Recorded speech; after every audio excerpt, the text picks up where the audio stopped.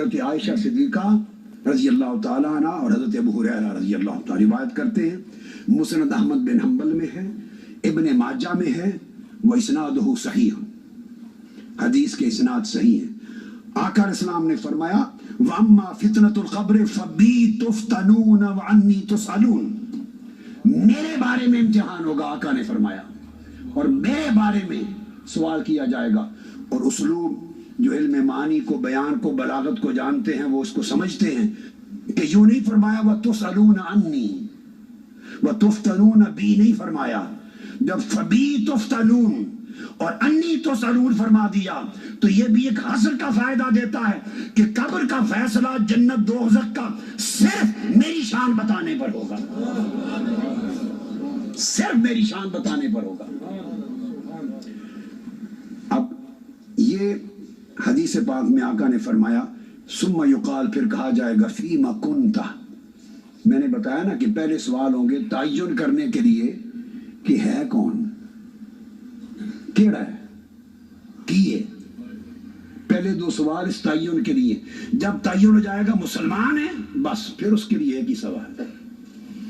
تو آقا نے فرمایا پوچھ فیما کنت، اینو پوچھو سب تو پہلے بھی کیڑے مذہب نال دا تعلق ہے، یہ ہے کی، فیقول فی الاسلام، جب وہ بتا دے گا کہ یہ دین اسلام میں سے ہے، فی الاسلام، فیما کنت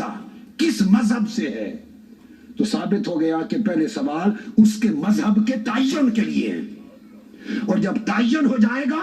فیقول فی الاسلام کہ دین اسلام میں سے ہے، مسلمان ہے، تو اس کو کہا جائے گا اچھا اگر تو مسلمان ہے فیقال له ما هذا الرجل، اب بتا مصطفیٰ کا مقام کیا ہے۔ مسلمان کے لیے ایک ہی سوال ہے، تو امام بخاری نے جو ایک سوال لیا وہ صرف مسلمانوں کے لیے لیا کہ مسلمانوں اپنی تیاری کر لو، جب تمہارا مسلمان ہونے کا تعین ہو جائے گا تو بات ایک ہی پوچھی جائے گی، نہ دائیں کی نہ بائیں کی، صرف مقام مصطفیٰ کا پوچھا جائے گا۔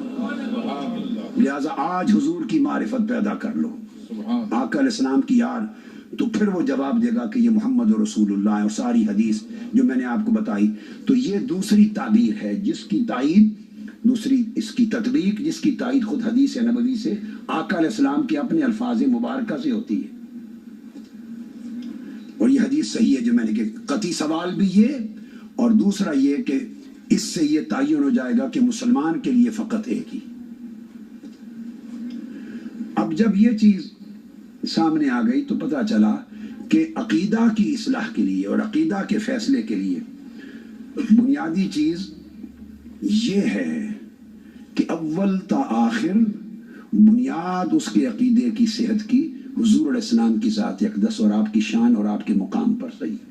اگر اس پر صحیح ہے تو کئی کمزوریاں معاف کر دی جائیں گی، اور اگر آقا کی شان اقدس پر اور مقام مصطفیٰ پر اس کا عقیدہ گڈ مڈ ہے تو بڑے بڑے اعمال بھی اٹھا کر دوزخ میں پھینک دیے جائیں گے۔ آدھی پنڈلی تک شلوار اس کا تہبند اونچا تھا، نماز پڑھتا تھا، آقا نے فرمایا صحابہ کو کہ اس کی نسل سے وہ لوگ ہوں گے، یہ بخاری مسلم کی متفق علیہ حدیث، یہ بھی بتا رہا ہوں متفق علیہ، میری پوری کتاب ہے الانتباہ للخوارج والحرورہ، میں نے بہت حدیث کل جمع کر دی ہیں اس کے اندر۔ فرمایا پہچان لو، وہ جو کہتا تھا آقا علیہ السلام کو اتق اللہ، اللہ سے ڈرو، بات اس نے بھی اللہ کی تھی، مگر یہ خبر نہیں تھی کہ کر کس کو رہا ہے۔ اللہ کے ادب میں کمی نہیں تھی،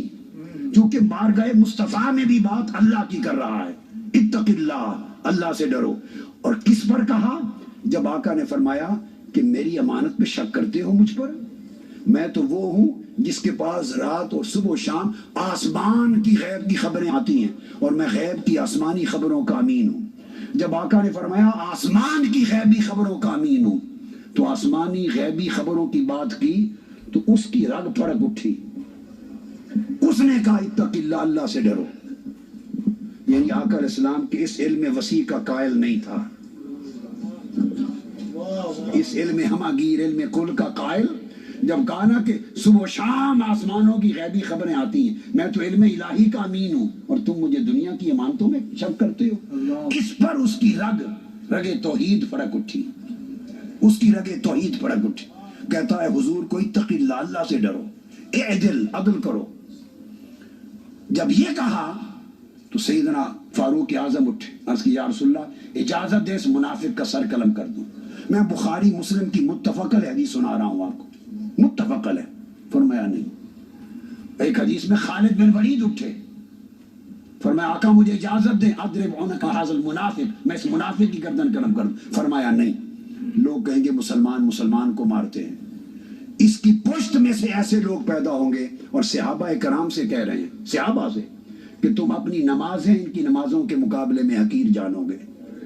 اتنے نمازی ہوں گے کہ تمہاری نمازیں کم